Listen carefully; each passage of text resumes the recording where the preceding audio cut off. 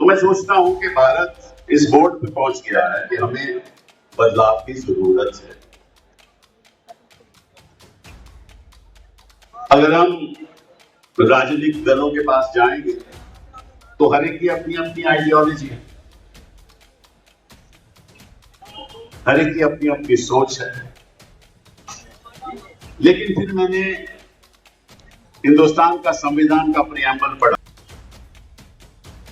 तो उसमें मुझे ये दिखा कि संविधान का बुनियाद इंसाफ है। अब हिंदुस्तान का संविधान का प्रियम्बल पढ़ोगे तो उसमें लिखा है कि सब लोगों को, सब नागरिकों को न्याय, इंसाफ, सामाजिक, आर्थिक और राजनीतिक मिलेगा, इसका कर्तव्य किया गया। ये हमारे संविधान के प्रियम्बल में लिखा हुआ। तो ये सवाल उठता है कि हमारे देश में क्या सबको सामाजिक न्याय मिल रहा है? हमारे देश में क्या सबको आर्थिक न्याय मिल रहा है? हमारे देश में क्या सबको राजनीतिक न्याय मिल रहा है? एक बच्चा जब पैदा होता है तो वो एक इंसान होता है, उसका कोई धर्म नहीं होता, इंसान होता है। अब जब इंसान वो पैदा होता है तो फिर पता चलता है कि वो किस देश का नागरिक है। तो पहले इंसानियत, फिर वो देश का नागरिक। संविधान उसके धर्म की तरफ नहीं देखता, उसकी जाति की तरफ नहीं देखता। लेकिन हिंदुस्तान की राजनीति में हम इंसान को इंसानियत के नजरिए से नहीं देखते, हम इसको एक नागरिक के नजर से नहीं देखते, हम उसको उसके धर्म के नजर से देखते हैं, उसकी जात की नजर से देखते हैं। ये संविधान के खिलाफ है, ये इंसानियत के खिलाफ।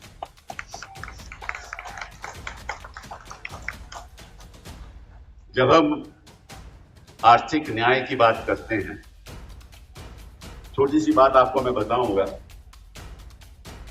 इस देश की संख्या लगभग 135 करोड़ 140 करोड़ हो चुकी।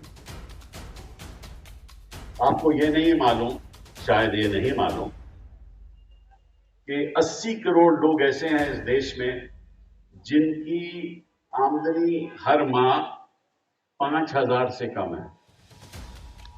80 करोड़ लोग। अगर आप अमेरिका की पॉपुलेशन और यूरोप की पॉपुलेशन को जोड़ लो, वो भी 80 करोड़ नहीं बनता। ये क्या आर्थिक न्याय है? हमारे प्रधानमंत्री जी को नहीं पता कि 80 करोड़ लोग इस देश में 5,000 से ज्यादा नहीं कमाते हर माह,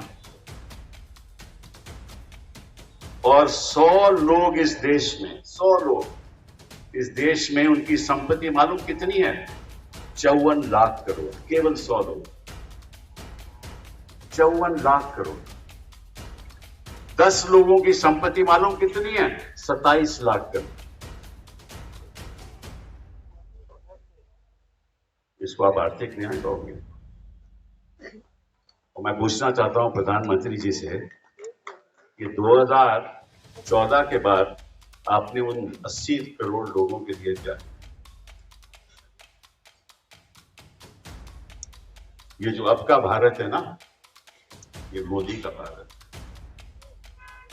ये अब का भारत अमित शाह का भारत, ये अब का भारत आरएसएस का भारत, हम कल का भारत सबका भारत बना के रखें।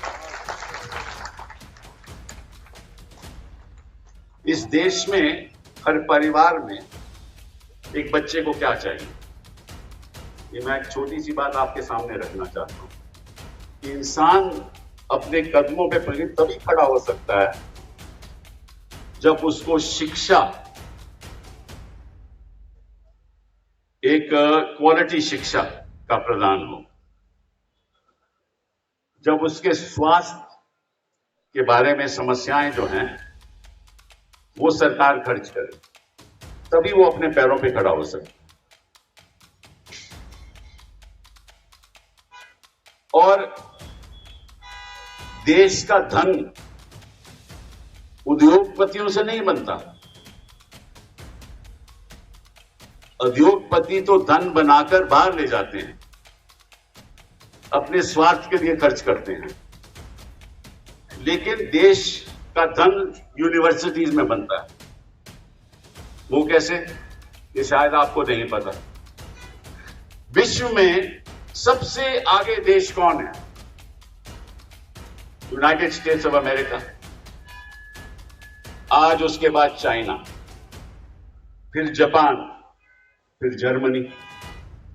तो मालूम है कि अमेरिका रिसर्च एंड डेवलपमेंट के लिए कितना खर्चा करता है सालाना? $600 बिलियन। इसलिए वो अमीर है। चीन मालूम कितना खर्च करता है सालाना? $550 बिलियन। $550 बिलियन। मालूम हिंदुस्तान में R&D में कितना खर्चा आता है? $45 बिलियन। कहां $600 बिलियन? और ये मालूम कैसे सर खर्च होता है? यूनिवर्सिटीज में खर्च होता है, क्योंकि युवा लोग जब यूनिवर्सिटी में जाते हैं तो उस यूनिवर्सिटी में वो अपने सोच विचारों के साथ बदलाव सोचते हैं। कैसे बदलाव हो, साइंटिफिक बदलाव कैसे हो, नई चीजों के बारे में सोचती हैं। और ये रिसर्च में जब जाता है तो उससे फिर नई प्रॉपर्टी बनती है, इंटेलेक्चुअल प्रॉपर्टी जिसको कहते हैं, और वो लेकर उद्योगपति उस पर इन्वेस्ट कर आगे वस्तुएं बनाते हैं और सर्विसेज देते हैं। लेकिन हिंदुस्तान में कोई यूनिवर्सिटी में तो ABVP के लोग बन जाते हैं।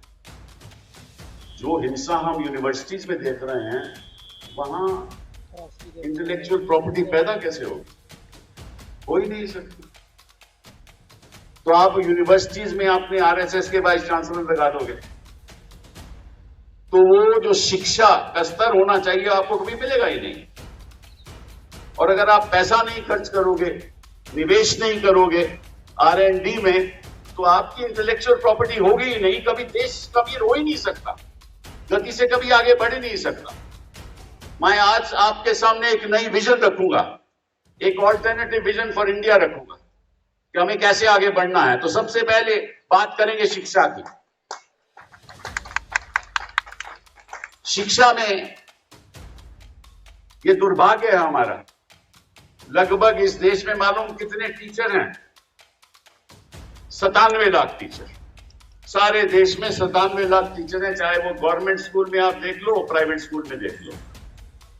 और जो गवर्नमेंट स्कूल के टीचर की जो सैलरी है वो 25,000 है,